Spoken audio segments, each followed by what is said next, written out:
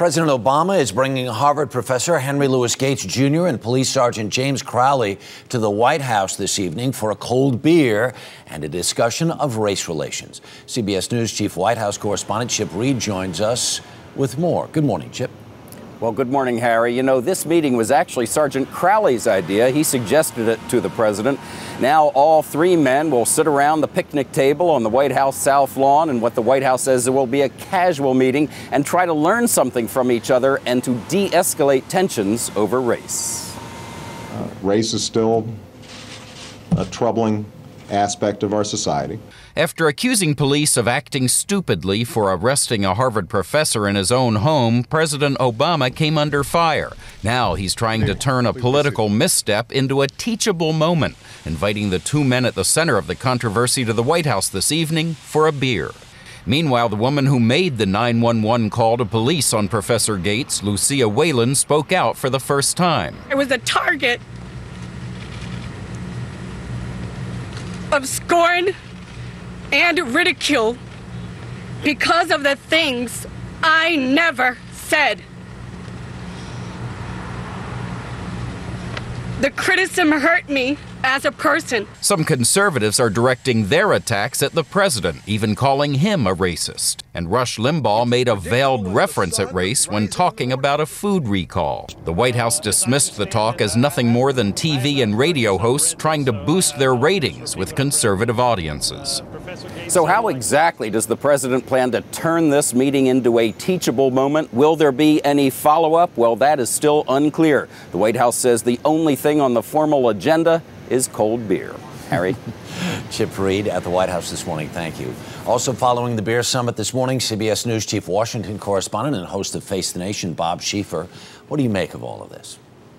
Well, I mean, the president says he hopes this is going to be a teachable moment, and I think the teachable moment here is it underlines what happens when someone says something they didn't mean to say, and they step back and say, you know, I probably shouldn't have said that, which is what the president did. Yes. I mean, what you had a scholar who popped off when he shouldn't have. You have a policeman who let it get under his skin when he shouldn't have.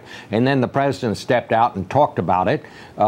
You know, and before he got all the facts. So just look what happened, though, after the president said, you know, I probably shouldn't have done that. Harry, think about how many car wrecks, how many shootings, how many marriages, for that fact, might have been saved if one of the people involved had just said, you know, I didn't mean to say what I said, and I shouldn't have.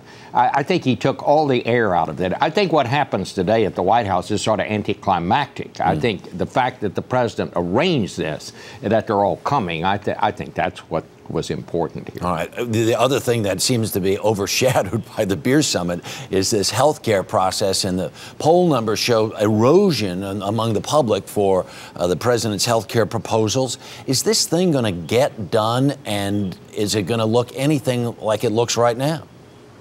I think the answers to all those questions are, Harry, no one can say with certainty. I think you are right to say that when you look at it in the long term, I think probably health care reform is probably a little more important than what happens there than what happens at the White House today. But, you know, the fact that the public can't seem to make up its mind what it thinks about this, I think is just reflective of the fact that nobody knows. There's so many of these different plans floating around on Capitol Hill right now. Nobody really knows what's in them. No one knows how this thing's going to look at the end. I think we're just at the beginning of this debate on health care, not at the end. All right. Bob Schieffer, thanks very much. No Lone Star and no Shinerbach, though, at the beer summit tonight. We're a little disappointed about that. Take care.